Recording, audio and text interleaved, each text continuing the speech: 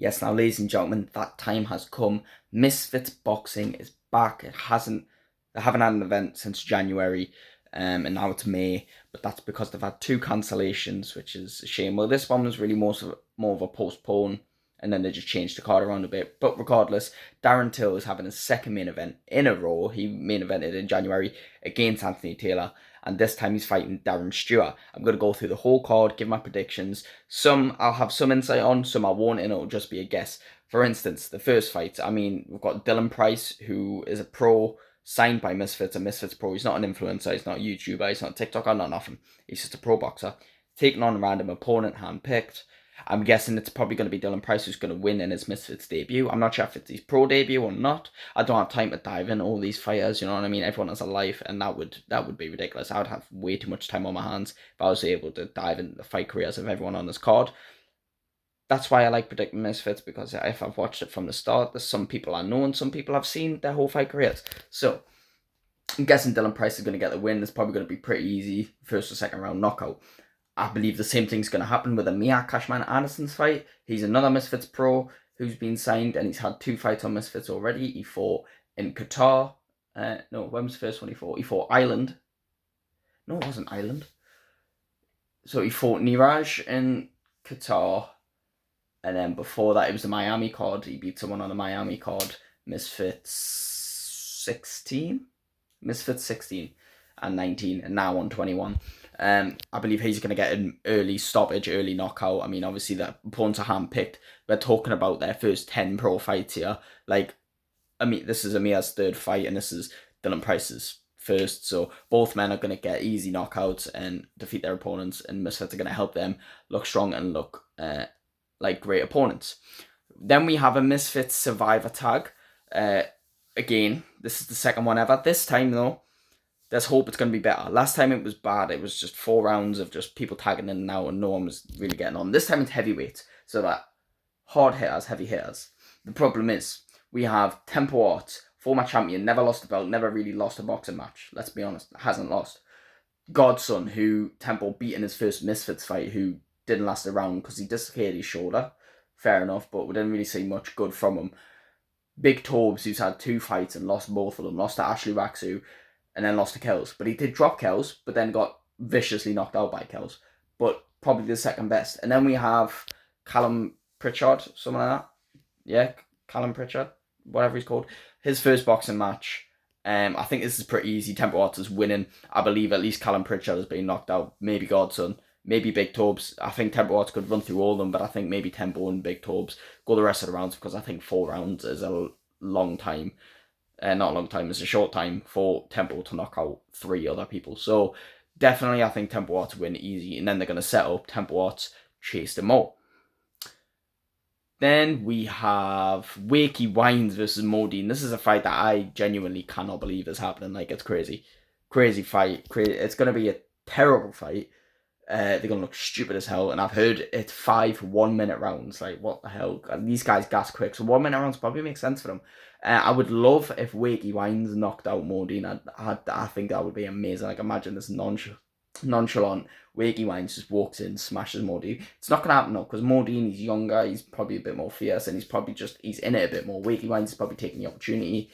Whereas Modine's had a fight, and while he's not good, and he's not going to look any better than he did before, because let's be honest, not trained seriously, Wakey Wines is not going to be able to do absolutely anything. So I believe Modine's going to win this on a really sad decision win.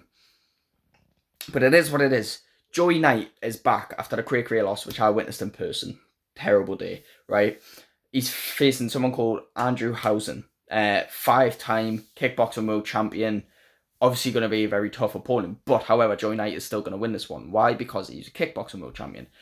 Often these sports don't translate that well. While they do translate well, not amazingly in other sports. Joey Knight is a very experienced boxer, and Misfits wouldn't give Joey Knight this fight if they knew Joey wouldn't stand a chance. The fact that Joey stands a chance means that I believe Joey's going to win, and I'm backing the boy. I love Joey Knight.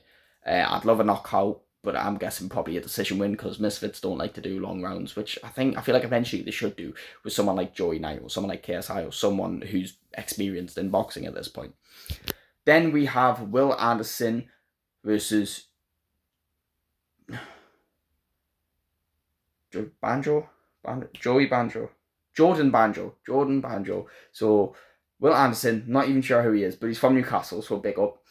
He's got well, they said he was from Newcastle, but um, however, he's not going to win. Jordan Banjo was BGT winner, radio presenter now. So he was a dancer. So A, he's athletic. B, his dad was either a boxer or owned a boxing gym. So the guy knows something, and he must have been into it when he was younger. But the confidence is there. It's definitely 100% going to be Jordan Banjo who wins. Maybe even by a knockout. In a first fight by a knockout, that's crazy. You know what I mean? TKO as well, like crazy, right? Heavyweight champion Chase Demore defends against Tank Tolman. Now, I believe they did say Tank Tolman had some fight experience, but it was years and years and years ago. And I still think Chase Demore's going to win. I mean, the fight seems greatly set up for Chase Demore. Tank looks too nervous. He doesn't really... I don't feel like he has a lot of that confidence. Maybe it's just a big stage. But I just feel like Chase is probably still getting that win because Misfits are now looking at the potential of Chase and tempo. So, I'm not saying that it's like set up deliberately for someone to win, but I just feel like I'm getting Chase vibes because this Tank Tolman isn't filming me with a lot of confidence. Let's be honest. Fox the G, though, is fighting Waleed Sharks. I mean, this is probably the closest fight on the card. I mean, Waleed Sharks is very good. Golden Gloves winner. His problem is he's just been not lucky in Misfits. He's lost to Dean twice, and that's kind of cost him a lot because when he actually had a fair one-on-one boxing match, not saying that Dean wasn't fair, that was fair losses both times. But like the only time he's had a fair win was against IPAP. Apart from that, it was a tag match, and did he? I don't even know if he had any others. But Fox J had that amazing knockout against Small Spartan J, which should have been knockout of the year, by the way. Crazy. My guy was spazzing on the floor, and then he beat the fuck out of Evil Hero. That Evil Hero stayed down and didn't get up. He was like, no, I'm not getting up. So this is a crazy one because this could be a very good technical fight, or this could be a scrap where someone gets knocked out. And I feel like they're going to be scrapping for a few rounds, but I feel like Fox could probably catch Waleed with a good one, put him down, and I feel like, genuinely, because of how serious he takes it, I feel like Fox G is going to get the win here in a quite decent upset. He was Rookie of the Year for a reason. Like, he's like taking this sport so seriously.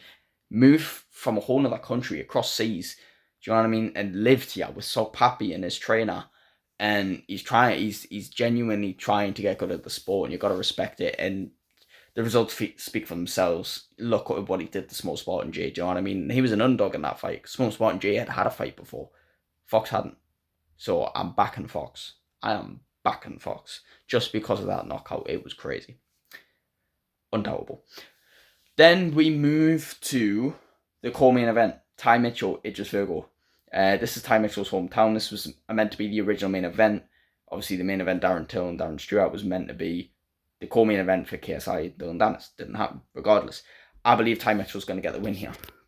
Here's why. Bigger man, more confident. He's got that knockout power. Idris Virgo, while he's the body breaker and goes to the body, he's good technically. He's got good speed. He comes forward. He hasn't got a lot of power, though. And I feel like a lot of the time he tries to play technical games with people, and that's why he one-ups everyone. Ty Mitchell is an experienced boxer. While not had many fights, in fact, I think he's only had the one proper fight, which was on the last Misfits card, who he knocked out Tommy Hench, who beat Idris Virgo in amateurs. Doesn't mean anything, though, because Tommy Hench is quite a bit older now. I just feel like you can tell the ability's there from Ty Mitchell. I mean, I love how the commentators were just always talking about how Ty Mitchell sparred with Tyson Fury and all this, forgetting that Idris Virgo is literally in the same camp and spars with Derek Chisora. While Derek Chisora is not Tyson Fury, Derek Chisora is a respectable former heavyweight champion in his own right. So I feel like that should have been established, but I can't lie, the way it just goes on with people and online and the way he carries himself, I want Ty Mitchell to knock him out, and I want Ty Mitchell to take that belt because I feel like it just needs a humbling. Not that he's at a position where he needs a humbling, but I just feel the way he carries himself. I think we need Ty Mitchell to knock him out, and I'd love to say it. I'd be honest, I would be lying if I didn't. You know, I've met Idris before and I've took a photo with him, but it's because I'm a fan of Misfits, you know what I mean? And as a fan, there's things I want to say sometimes, you know, just like WWE, except the thing with WWE is these things can be done on purpose to entertain us. Misfits, anything can happen because it's real life. This shit happens, you know what I mean? It's the same with boxing, right? The difference is boxing is way more professional and it's way more linear, should I say, right? Whereas Misfits, it's like this, you know, one minute like one of these YouTubers is smashing fights, knocking people out, and they look amazing. Then they take a fight against a guy, you're like, oh, this is an easy fight for them, and then they get knocked out. You know what I mean? That's the thing with Misfits. It's just. Whereas boxing, you can have kind of a predictable thing, and while fights are 50-50 in boxing, sometimes you can be a bit surprised by things. It's not all that surprising when you see the guy's resume. Like, I genuinely expected Anthony Joshua to beat Daniel Dubois, and I was backing him, and then that devastating thing happened. But and I hated it, and I was surprised. I was genuinely surprised it happened, because if I saw Daniel Dubois beating Joshua, I didn't see it in that fashion. Like, obviously, I'm not saying he couldn't knock him out. I just didn't see it in that fashion. But when I looked back on it, and I genuinely sat back and I thought about it. I thought, you know what, Daniel Dubois, he's up and coming, not even hit his prime yet. World champion, the current world champion, you know, young and strong. Anthony Joshua, he's been there, he's done that. 2-time world champion, faced everybody. It makes a lot of sense, you know what I mean? It's fine. It's fine. But that's what Misfits doesn't have. It's all over the place. Anything can literally happen. But apart from that, that won't happen with the main event, because the main event, we have not pro boxers, but professional fighters. Darren Till, Darren Stewart, both former professional UFC fighters. I'm not a massive UFC fan or a massive MMA fan. Maybe I'll keep up with the odd, like, big story with it, but apart from that, it's not my sport. Boxing's for me, right? But seeing Darren Till on Misfits X Series 20, I expected him to be good. I didn't expect him to be that good. I know it's Anthony Taylor, but Anthony Taylor is a respectable professional in his own right. Do you know what I mean? And it would have been interesting to see what Darren Till would have done had that been Tommy Fury. So with it being Darren Stewart, I genuinely think Darren Till's going to probably destroy him. Not in the sense of make him look stupid, but in the sense of I don't really think Darren Stewart has any way of winning this fight. Darren Stewart will probably be very good, but looking at some of his UFC fights, his strikes wasn't his strong suit. You know, he's a very good grappler, but his strikes were just sort of like swinging, and the hands weren't really there. And I feel like Darren Till is obviously just going to do a job on him, do a number on him, and then we'll need a bigger Darren Till fight in the future. So these are my predictions. Hopefully I'll make a reaction video, see how well I did. Hopefully I got them 100% right, because you know what it is? I'm better at predicting Misfits cards and boxing cards, where it's like, this is legit sport, than predicting WWE. Because predicting WWE, I predict one thing and the complete opposite happens. So thank you so much for watching. Please like and subscribe, and I will see you in the next one. Goodbye.